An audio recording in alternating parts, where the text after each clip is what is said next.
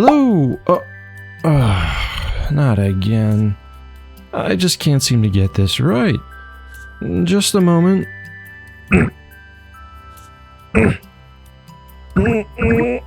Okay, well then. Today's tale is about a guardian of the forest, Mulgrew. He protects the woodland creatures, both fantastical and natural alike, and tonight he is on the hunt for a nasty, thieving band of poachers. Oh, and just a warning to the young ones out there, this story gets a little PG-13. Now, go along while I try to figure out and solve my own problem with this ding-dang teleportation. It was the dead of night in the forest of enchanted echoes, and its guardian, Mulgrew, squatted low to the ground, sniffing the grass and air as he caught the scent of a sweaty, musty sadness mixed with ale. Interlopers. 2 men and a dwarf, most likely setting traps or casting nasty incantations to aid in their atrocities. Some people called it the witching hour. Mulgrew just called it trouble. It was the perfect time of darkness for ne'er-do-wells and vagrants to get up to no good, finding ways to make a quick bit of gold in order to continue indulging their brain-rotting habits or misguided ways. But tonight, they picked the wrong forest. Thrice now, these poachers have come and gone, snatching what magical flora and fauna they could to peddle on the shadow market for whatever nefarious reasons their customers could think of.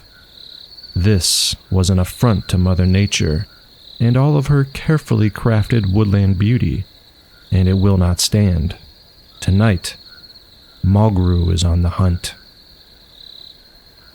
In the distance, under the dark canopy of the thick woodland realm, a tiny warm light could be seen flickering in and out of the swaying branches. This was the makeshift campsite of the poachers. How brazen, thought Mulgrew.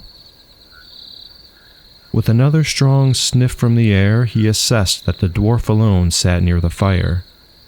Hunched over a stump, taking deep inhales from a pipe, he appeared almost nonchalant. He would be dealt with last. For now, Mulgrew would seek out the men and put an end to their mischief. Another whiff from the ground. One to the east, who reeked of stale booze. The other, just within earshot to the south, clanking his metal contraptions and muttering to himself about his distaste for the thorny, muggy undergrowth. With silent, panther-like strides, Mulgrew crept to within 10 yards of this putrid human. Crouched over an iron cage meant to draw in the attention of tiny fairy dragons with shiny baubles, he did not notice the bugbear looming ever closer. With muscles tensed, Mulgrew closed the distance in one giant leap, pinning the man to the ground, raking his claws across the throat before any audible yell could be exhaled. One down. Creeping along the forest floor, Mulgrew's movements were mimicking the very wind that moved the leaves to and fro, and as he approached the other man, he noticed that something seemed off.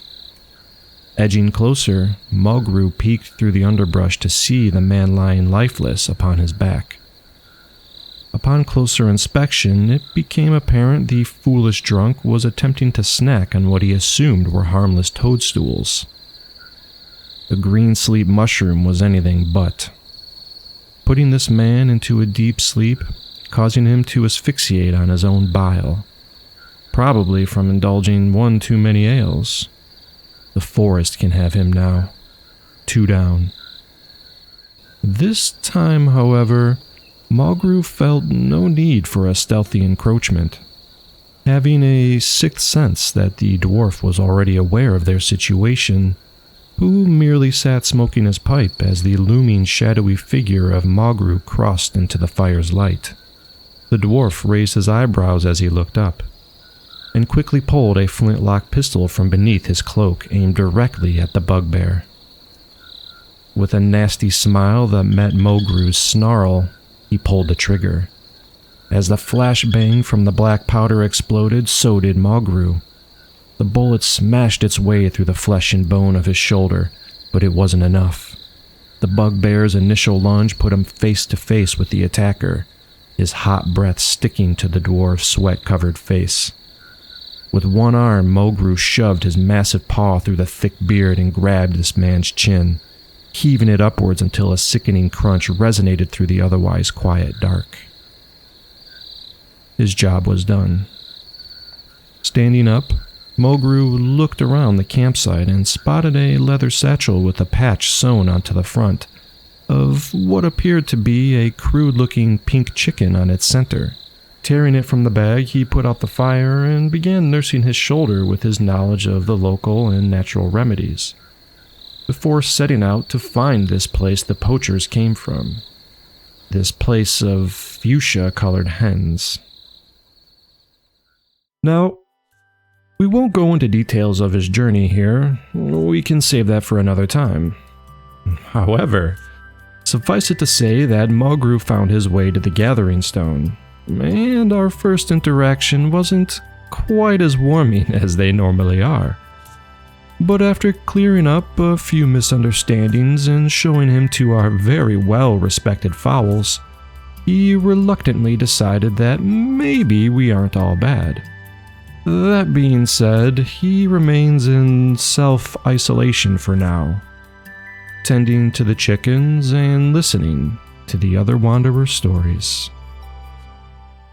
That's it for this week, folks. Be sure to tune in next week for a very special 20th episode release, full of characters, lore, and perhaps a look into what's on the horizon. Farewell for now.